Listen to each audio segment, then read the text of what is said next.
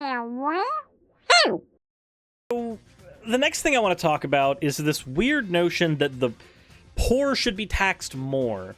Now, you'll see why this comes up, and I have my reasons as to why I disagree with this entirely, but let's go ahead and hear the Daily Wire's take on this, because it's more than a little mask off, if you know what I'm saying.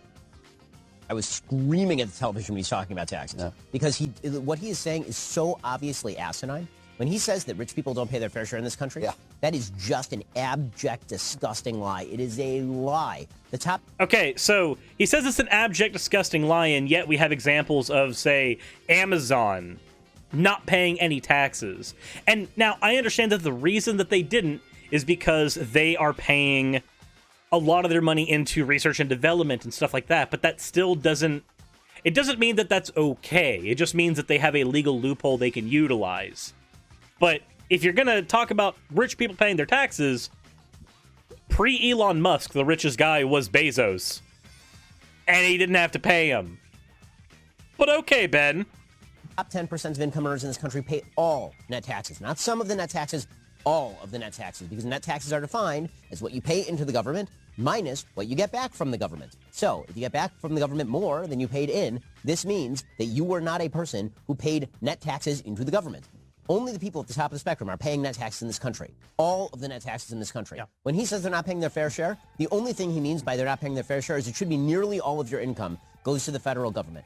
And there is a straw man there, though I don't necessarily think that it would be incorrect. So, Ben, let's go ahead and talk about this idea for a second, okay? This idea of what fair share is. Because if you are a multimillionaire, let's just go ahead and say that you pull in $100 million, and we tax 90% of your income. You still have $10 million. You can still buy a mansion. You can still buy a yacht. You can still afford to feed yourself, pay for your own health care, and, hell, start a new business with that kind of money. You've got plenty of funds. If you think you need more than $10 million to live, then you're an asinine Scrooge McShut-the-fuck-up. Okay? Now, let's talk about what a 90% tax does to somebody who's earning minimum wage. Here. We can even calculate this for you real quick. For giggles. Let's go ahead and pull up... Oh god, Faded Hills is playing. Channel Pup, why? He's not even here, and yet the song came on. Nobody tell him on Twitter that the song came on. Don't tell him Faded Hills started playing. Okay. Let's go ahead and see this. So, minimum wage in the United States, and yes, I know Biden's talking about a $15 minimum wage. You know what? Let's run with the $15 minimum wage. Let's go ahead and go all out. Let's say the $15 minimum wage passes right now. So we got $15, and that's going to be times 40. There's your first work week. Times 4. Here's your work week. You know what? We'll add on $120 to this. There were an extra couple work days in there, right? Okay, cool. So this is your gross income. $2,520. You've got to try to pay all your bills. You've got to try to pay your car payment. You got to try to pay all that shit with this right here. Now, let's go ahead and multiply this by 0.90. So we're going to subtract 2,268 from 2,520, right? 2,520. That was the amount we came out with. And the 90% of it was 2,268. Now, if you've been told that you paid your fair share into taxes, you have to try to make $250 stretch. So let's see here. Let's go ahead and calculate the average rent in the area that I live. Minus $750 for a single bedroom. Well, let's see how you're going to afford power with that negative $498. Okay, well, your power is probably going to be about $150, and your water is probably going to be about $50. Your internet's going to be about $100 here. Your phone bill, we'll go ahead and call that another $100. Your car insurance, let's go ahead and call that $150. Let's go ahead and see. Food? Well, let's see. You're going to go ahead and, for the entire month, we're going to give you a shoestring budget. You're going to run off of $200. Peanut butter and jellies and ramen and all that stuff. You're going to eat out maybe once or twice, and even then it's going to be dollar menu stuff. Okay, cool. So, we're still missing some stuff. Yeah, student loans? Oh, man. Let's go ahead and calculate a payment on student loans real quick. Drop that in there. Okay, so, hold on a second. What the fuck? Negative $1,498. How can I afford my ramens on this? But if we do the exact same thing for somebody, some of the top earners. So let's see here. He says the top earners in the United States, top 10% of earners. Okay, let's do that. What do the top 10% of earners in the U.S. make? The top 5% households in the quarter, all of whom had 2 income earners, had incomes of $166,000, about 10 times the minimum wage. So let's go ahead and run with this. Now, granted,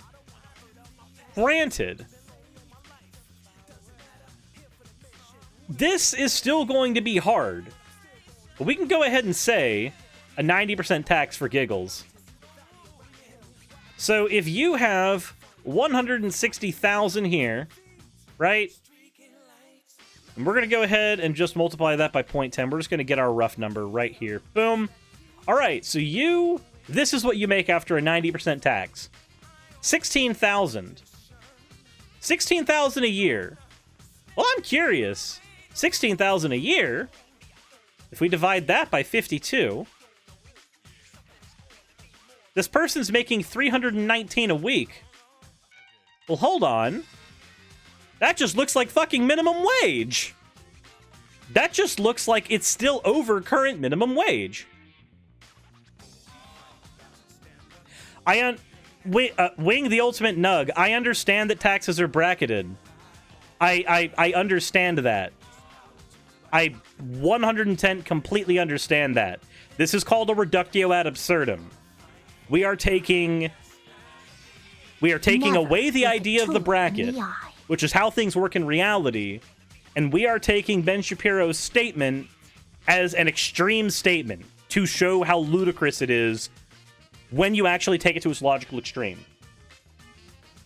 If you do a 90% tax on somebody who's making over $1 million a year, they still make $100,000 a year. If you want to apply that principle, as Ben Shapiro is trying to do, to people who are in the lowest tax bracket right now, then you come up with these ludicrous negative numbers that you're trying to ask people to live through, that you're trying to ask people to live by. I understand that as we have a bracketed tax, they don't realistically have to pay those dumbass amounts. I get that. But that's the point of a reductio ad absurdum, to show that when we actually apply Ben Shapiro's logic to what is considered a poor wage, and we used the proposed federal minimum wage, the $15 an hour, which is higher than what things are right now, you get somebody who is living at bare minimum off of negative $1,500. Which is an impossibility. It's an absurdity. And yet, this is what Ben Shapiro thinks would be okay. This is what he thinks is all right. This is his ideal world. Something like this. Now, I know that he would argue that this is not his ideal world, this is a straw man, and that's because I'm being hyperbolic, and again, I'm using a reductio ad absurdum. I am taking this to its logical extreme, which is further than Ben Shapiro would be willing to go. So, let's go ahead and hear the rest of what is said during this little round table discussion at the Daily Wire. I also love how this coffee table is shaped like a coffin from this angle, because that's what this feels like. They're discussing ways in which we can fucking die. And when he says things like, I'm not going to tax anybody who's making under $400,000 a year, he is lying to you through his teeth. When he says I'm going to tax corporations, corporations are not human beings for purposes of taxes. The money that would have been passed on to you via income is being taxed up here. That money is now being withdrawn from the system and taken away from you. corporations are going to have to raise prices in order to deal with the taxation effects. So the fact that corporations are not taxed the way that people are is immaterial to this conversation. If a corporation is making $100 bazillion in profit, cutting its amount down and then divvying the net amount that corporation makes to its employees, in either scenario, the difference is immaterial here. And he says... Also, thank you very much, Bardock Moose, for the 50-bit. Said it was like he was born rich. Well, yeah, because he was. Ben Shapiro doesn't know what it's like to work a minimum wage job. He doesn't know what it's like to be poor. I know what it's like to do those things because I still am that. Then I'm going to tax all of these rich people on their capital gains taxes. What do you think those rich people are going to do rather than put their money in the stock market where they get taxed on capital gains? They're not. Also, Wingnut pointed out that in increasing corporate tax increases wages because they'd rather not pay taxes. Correct. In the United States, when we had a 70% and a 90% tax on large corporations that were making a crap ton of money, those corporations were incentivized to avoid paying as heavy on their taxes by expanding their business more, providing more jobs to people, and paying their people more, because the money that you pay into your people did not count towards what was being taxed. Those individual earnings got taxed, yes, but that ended up not counting towards your company's actual profits. You were incentivized to keep your profit margin as low as possible because that was what you got taxed on. Ben Shapiro wants a world in which large corporations, while he also gets mad at big tech, strangely, but he wants a world where large corporations don't pay the same kind of taxes that poor people pay, but not in the sense that he wants them to pay less, that he wants them to pay more. He wants them to pay less and then poor people to pay more. This dude literally humps Ayn Rand's ideology and thinks that all of the meager poor masses need to hold up the Übermensch. Oh, sorry, that's a mask-off thing. That thinks that the poor masses need to hold up the strong and the willful and the powerful. He thinks that an ideal world is where these poor masses are holding them up. The reality is we need to just accept that, yes, the poor people do largely hold up the rich without us buying their goods, without us working for them, without any of the things that we do that allow their corporations to function. They would, as I just said, they would cease to function. These are why unions are a good thing. This is why strikes are a very useful tool. But continue, Ben. My ears aren't bleeding already. Not going to put their money in the stock market. And yes, Ben Shapiro sniffs Ayn Rand's shoes. You are correct, Sayonese is an instrument. So what happens to your 401k if you're a union member or a teacher's union member? What do you think happens to all of the other 50% of the population who are invested in the stock market right now? And what... All right, so he brings up another point. People whose retirement depends on the 401k system. Now, I'm just going to go and point out right now, 401ks, as a method of retirement, is a relatively recent is in the last 50 years or so, from what I understand. Correct me if I'm wrong, but they are a relatively recent method of generating retirement funds. It used to be that businesses had to allocate a certain amount of money to give somebody as a pension so that when they retired, they would be paid a pension. That system has largely been going away in favor of the 401k system, which instead of having a guaranteed amount of money that you're able to retire with, your money is basically gambled away on the stock market, and you just have to hope desperately that you will be able to survive off of it. Also, one of the problems with using the 401k system when you hit into retirement, as you start pulling from that 401k and as it starts getting taxed, less and less of your money is available in the 401k to put into your stock portfolio. The more money you withdraw on it to survive, the less money there is in there to actually survive off of, because that money, once it's been spent on making sure that you can survive in your retirement age, that money is no longer being invested back into the market. And I say invested, realistically I should be saying gambled. And yet people think that this is a superior system to just having a pension that, oh, by the way, If a corporation has to allocate an amount of money as a pension for its people, guess what? That pension for the retired employee, if the business wants to bitch and moan about how much it's having to pay in taxes, those pensions follow the exact same rules as when you pay your employees. You get to lower your profit margin by factoring in the pensions that you have to give to people as they leave. You want to have a world that has big corporate businesses? Have that world where they have pensions. Have that world where they're forced to have unions. Seriously, if you're a Walmart employee, fucking unionize. Jesus Christ. What happens to the businesses that hire you when Joe Biden decides that your boss needs to be taxed out of existence in order so that he can determine where the dollars go? This jackass. Oh, yeah, no, here's what happens, Ben. He has to pay you more.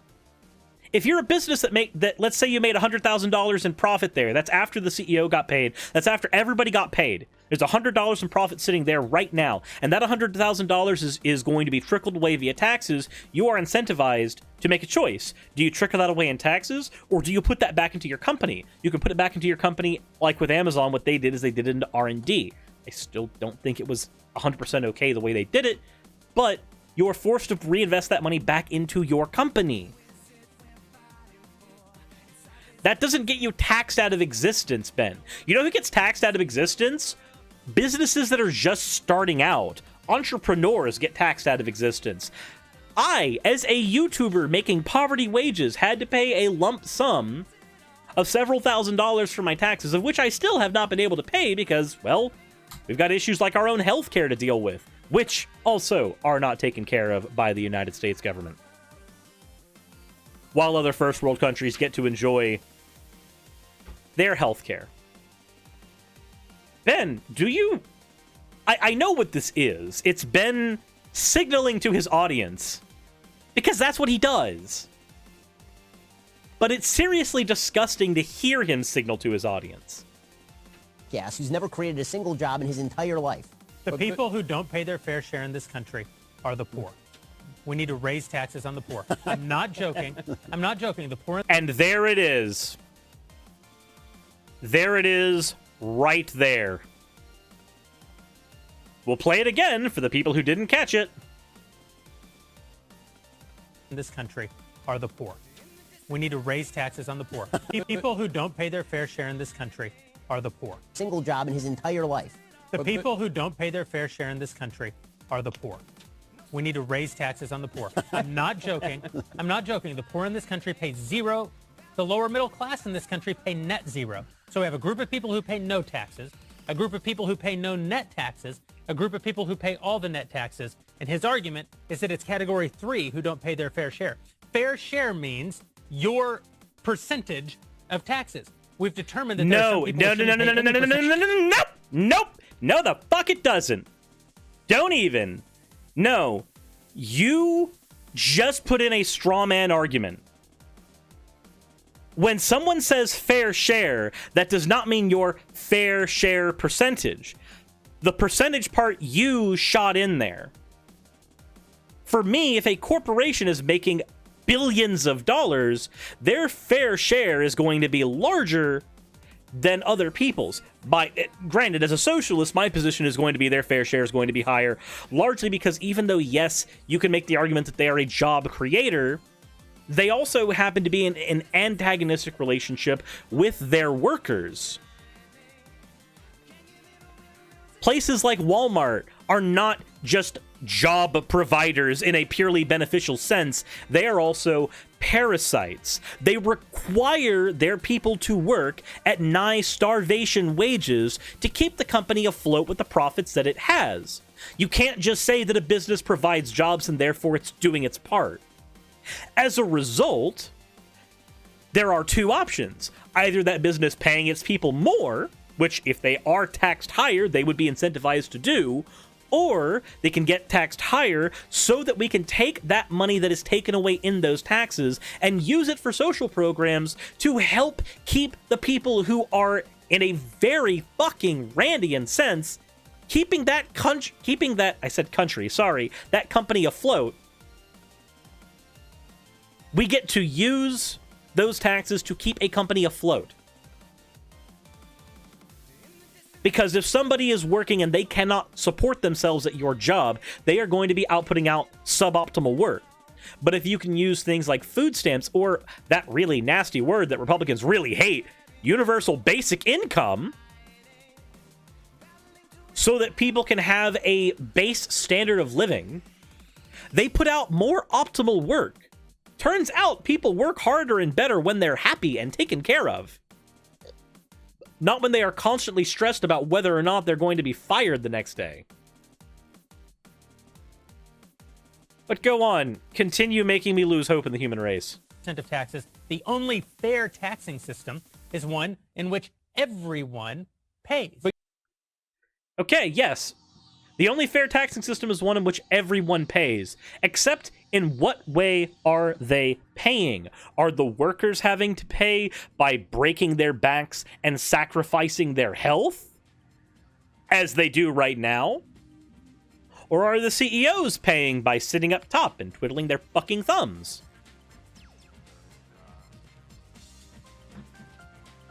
We can do so much better.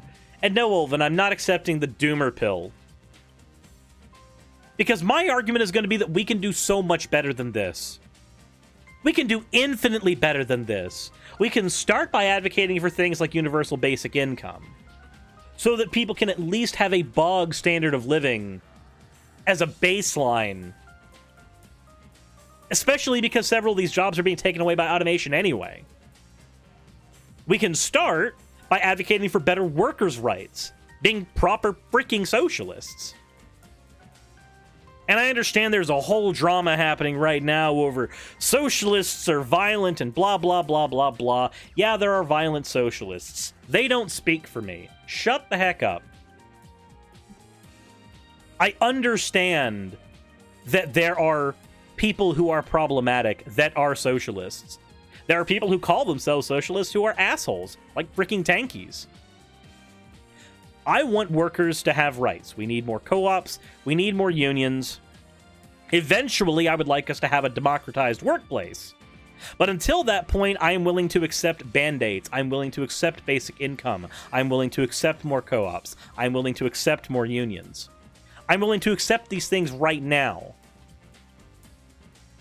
But eventually, I think we should have a democratized workplace. But that's just me. But what do you guys think? Let me know in the comment section below. I want to hear your thoughts. Do me a favor as well. If you have not already, please hit the subscribe button, hit the like button, and all that other fun jazz. As always, everyone, insert end of video tagline here.